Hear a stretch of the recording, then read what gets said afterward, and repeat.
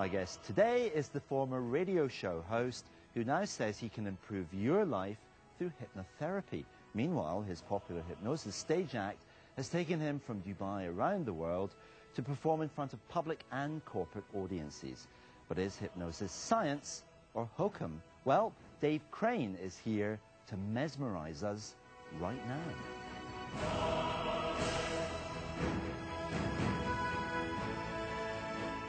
Dave Crane, a very warm welcome to Face to Face. Good to be here.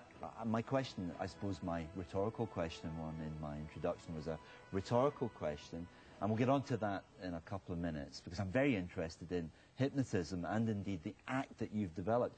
But there's a serious aim to all of this, isn't it? What do you do nowadays?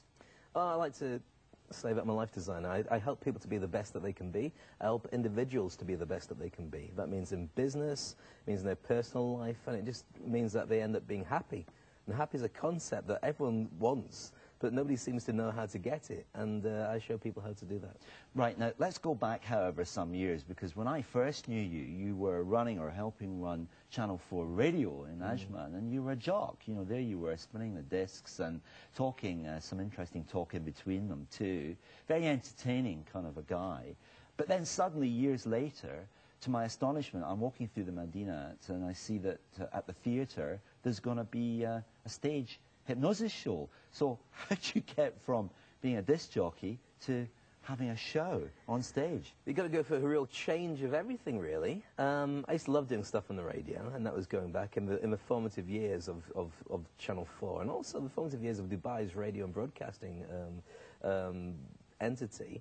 And I just decided at some point it was time to get something that would last forever. I was getting old. If you keep playing music for people, at some point it catches up with you.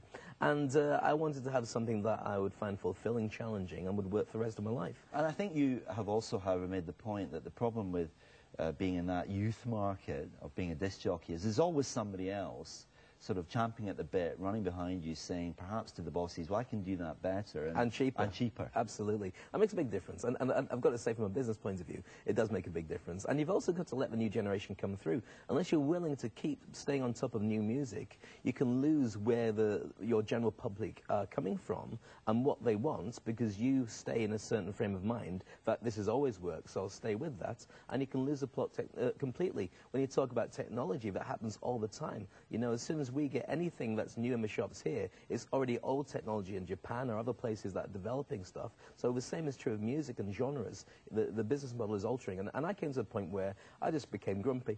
And also, I'd been out here for a long time. When I came out here, I'd known that in the UK, I'd come to that point where I really wanted to make a change in my DJ and entertainment. But there's a new lease of life in a brand new place called Dubai at the time, or relatively. And so I was able to carry on a little bit longer, enjoy the freshness of the new radio stations, but my intention was always to branch into something long-term that I would be more amenable to and that I could be very, very good at doing.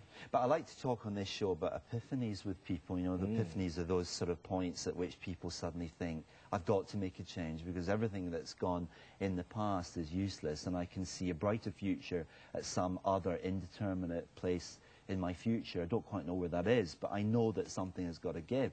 I think what gave with you partly was this idea that broadcasting here, particularly going back 10 years ago with the new Channel 4 and everything was bright and shiny and exciting. You were very popular people. You know, you were superstars overnight. I think you found that to be very seductive, but suddenly not very real.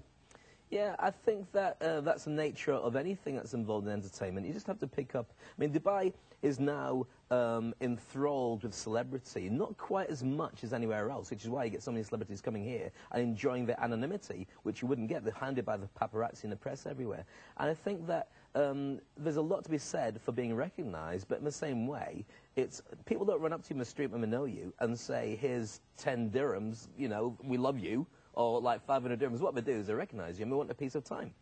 And that's great if you've got that bit of time. But sometimes it can be manipulated, not saying by the general public, but that whole image is something that, for instance, if you talk about the most attractive couple on the planet right now, which would be Brad Pitt and Angelina Jolie.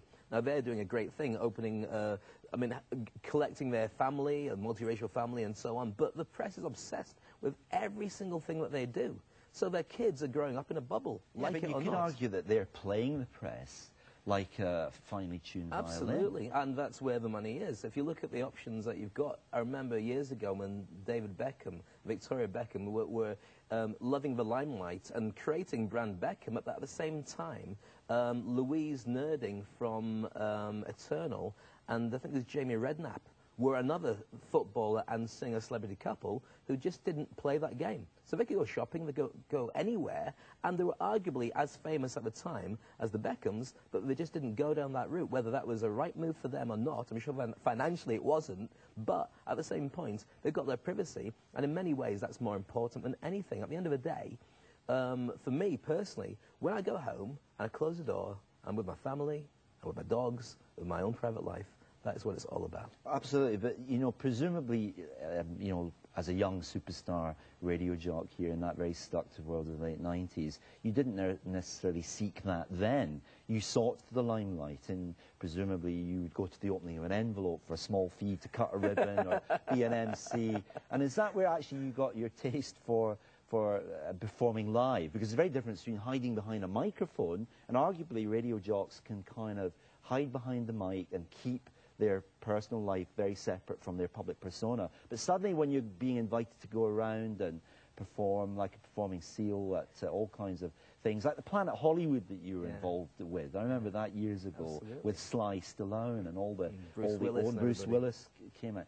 And then you begin to believe you kind of your own image to an extent. I would agree with you if that was all I'd ever done. I mean, I've been entertaining now for the best part of 40 years. When I was 3 years old, I was doing shows. I was doing school plays. I was doing all sorts. When I was 7 years old, I came second in a national talent competition in the UK. I was a singer long before I touched any radio, DJing, or any of that kind of stuff.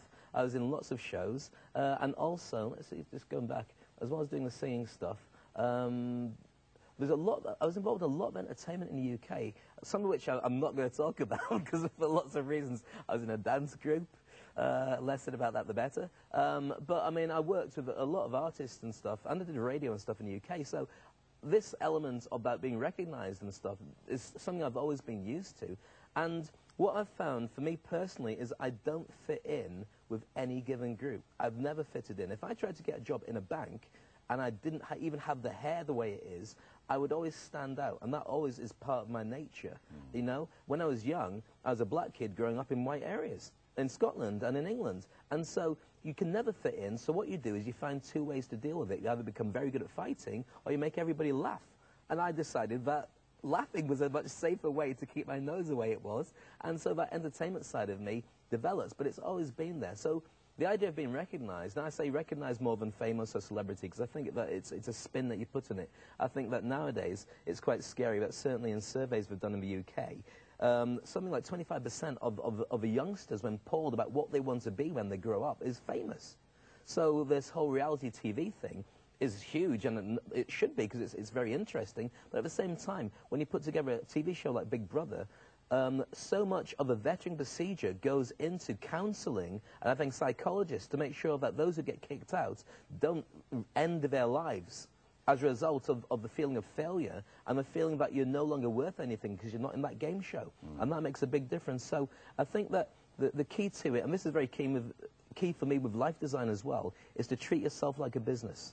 So every element of what you do, you run like a business. So you can have fun, but know that that fun has a business end to it. All right, well, you're elaborating a very, very interesting theory here, Dave Crane, starting off with the nature of fame and then how you might think of yourself as a business. I want to come on to talk to you about that after we take a short break. Don't go away.